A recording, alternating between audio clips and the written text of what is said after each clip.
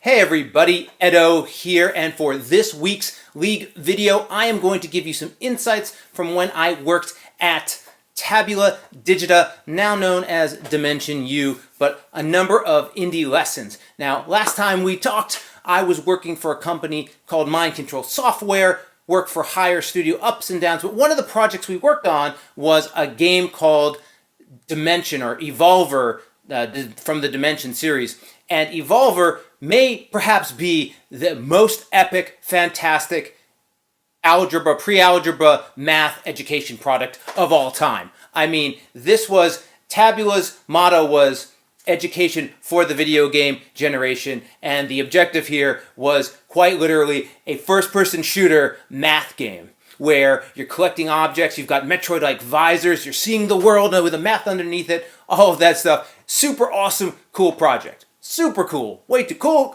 Super cool. Anyway, but so we made that as work for hire at Mind Control Software for Tabula Digita in conjunction with, we worked with those guys. And over time, as some things didn't go so, ups and downs of work at Mind Control, ultimately I ended up going and working for Tabula Digita. And so 3 lessons from that experience that I think are really important as an indie creator, designer, maker.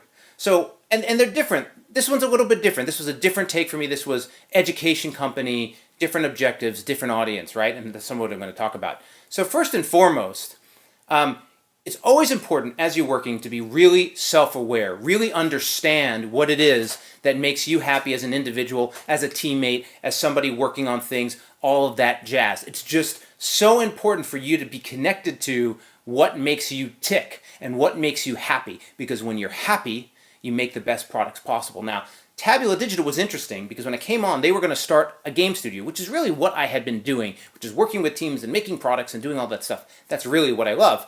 But for the time being, they were based in New York. It wasn't what they were funding yet, and da-da-da-da-da. And what ultimately happened is I was flying cross-country to New York to work with them, and then also to different partners, whether they were in Michigan or Ohio, I don't even remember, Texas, flying all over the country and signing up a variety of work-for-hire developers, much like they had signed up with Mind Control.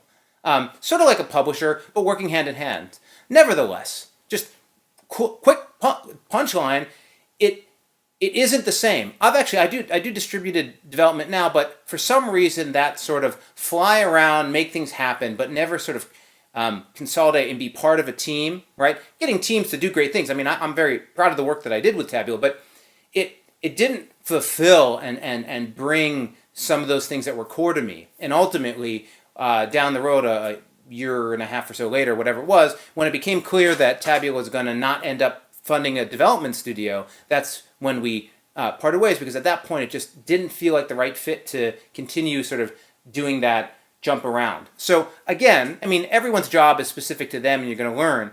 But what I really took away from that, it was a big point in my career, was like, I like working with people and together and on projects and really be part of the team making it. Being so detached for me took a lot of how I like to operate and work. So really trying different parts and figuring out what's right for you is something I think is going to go a long way. And since then, it's been a really big part of how I've pulled and derived happiness in my career. Okay, that was number 1. Number 2, and this is a really huge one for me, especially since I'm back in education, but when you're making games early on in careers as an indie developer, you just start, many people just start by making games for themselves. Games that they like, games that they want to enjoy, games that they think ought to exist. That's a really important place when you're making something. But over time, and I've talked about this, understanding the market and the audience is a big deal for the game to be successful and for you to do it more times. What I learned at Tabula was, it was the first time, I mean, we'd made games for casual games or core games for different gamer audiences. But understanding kids, one, what do kids like specifically, and 2, of all ages, K through 12, right?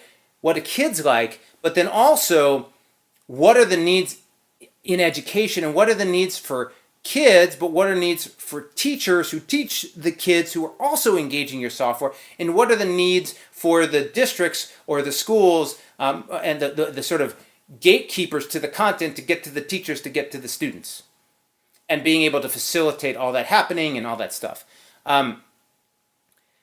When you're working on a project, getting a clear understanding of all the pieces, and then also we learned, at Disney later on, but in other places also, like parent to child, right? Understanding what a parent sees and what a parent wants to spend money on, how a parent works, and understanding how the child works and how the child interacts with the parent. Actually, just recently, Nintendo created this Switch video with Bowser and his kid who was playing with a Nintendo Switch. It was about the parent controls, and they're just talking about features. You can set the time, you can do all these things, but just watching the video, it's a really fun video. Like I'll link it. I really recommend watching this video. But they show the relationship between parent and child and how it works with the game. And part of my time at Tabula, and I've used this both for educational software, but also all the software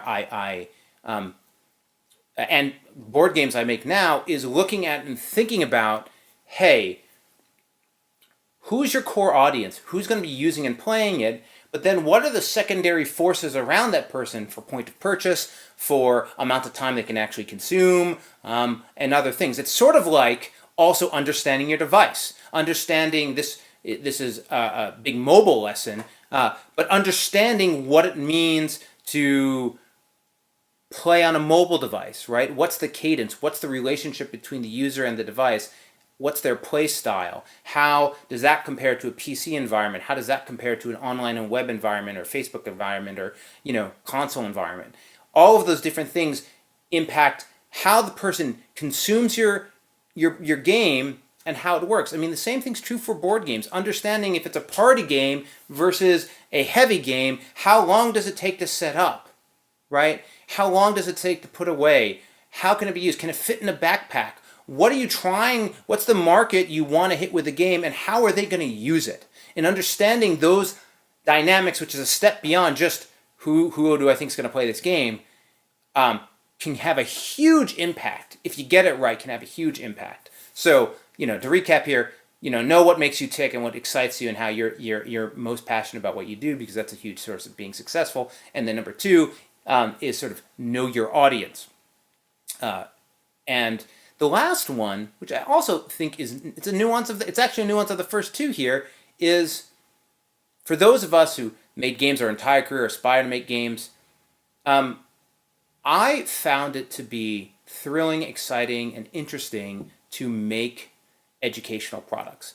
And what it was is taking a game and being so sort of in entertainment, in media, in that category of like throwaway fun.